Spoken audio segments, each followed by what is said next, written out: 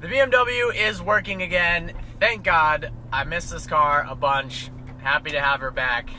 The last couple days, I got to drive two of my friends' cars. Thankfully, otherwise, I would have been pretty much hosed because the Gallardo and this are my only two cars.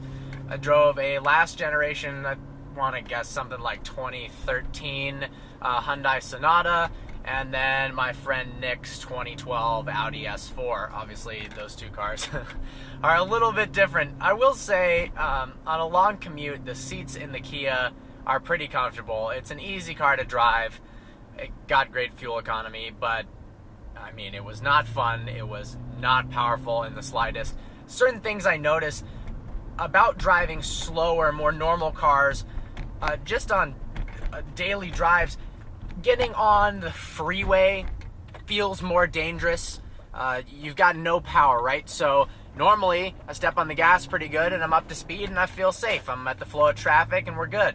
In this, you really gotta time things differently and drive a little bit less aggressively, or have to anticipate stuff a little more because you can't make as quick a movements. The other thing I noticed, and I think they should change this with cars, lower end cars.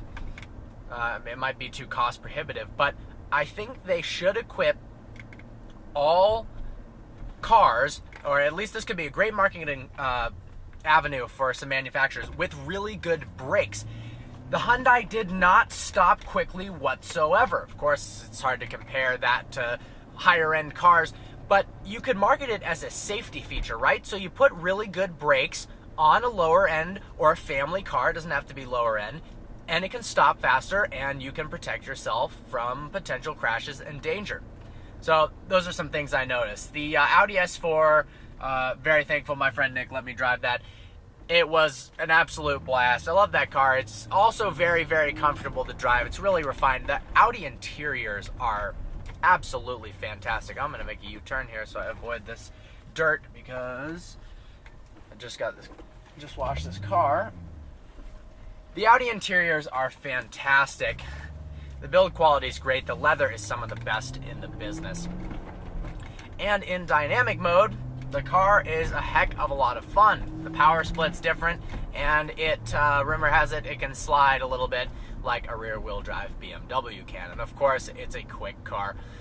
It's been put up head-to-head against this car, and it is just as fast. It's got less power, but it's got a newer transmission. It's a newer car. It's not showing its age, so from a roll, give or take, it's just as fast as this. But the BMW M5 is fixed. Took it to the shop. You guys left some comments, and a few of you were correct. Some people thought it was the starter motor, some people thought it was the battery, but it turns out the fuel pump went bad. Now, I did some research right after it happened, and it turns out this is a common issue with higher mileage BMW M5s.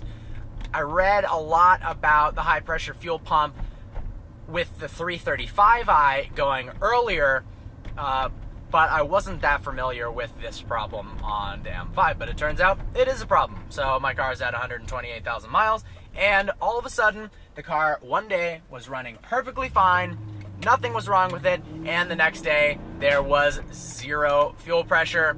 The car wouldn't start. I didn't have the time to check it out, and truth be told, I wouldn't have known how to diagnose it properly because they put it in the shop, it threw no codes, so they had to do some digging. They replaced the oil filter also, and I got an oil change done because the car needed it. That's that. The car's back on the road. Such a blast to drive. Really did miss it. No updates on the Gallardo yet. Parts are flowing in. It takes a while for them to come from Italy, and they don't come all at once, apparently. But I'm going to give the body shop a call maybe tomorrow or so and see if I can get a status update on that, because man, would I love to have that car back. It's going to be like buying the car for a second time because I had to live without it for so long, so it's like opening a Christmas present again when I get it back. That'll be exciting. Coming up on a rally I'm going on with Nick in his Audi S4. We are going to do it in the Gallardo, of course. It's called the Motor City Gumball Rally. It's going from Detroit to New York City with some fun stops along the way, even stopping at a racetrack, some nice hotels with some other cars. I think there's going to be some GTRs, Viper, Lamborghinis going. It should be an utter blast. It's kind of the budget-friendly version of Gumball 3000 or Gold Rush, something like that. Of course, I would love to do one of those, but dropping $70,000 on a week to just drive your car is not in the cards yet. I wish. Maybe look into sponsorships or something like that. I've seen some other YouTube channels like Markettino and a few others get to go on those, and I'm pretty sure they were covered by Fiat or something like that. So that would be way cool. That's all I got for you. Hope all your days are going well. Thanks for watching this video. Like always, please browse our channel and subscribe.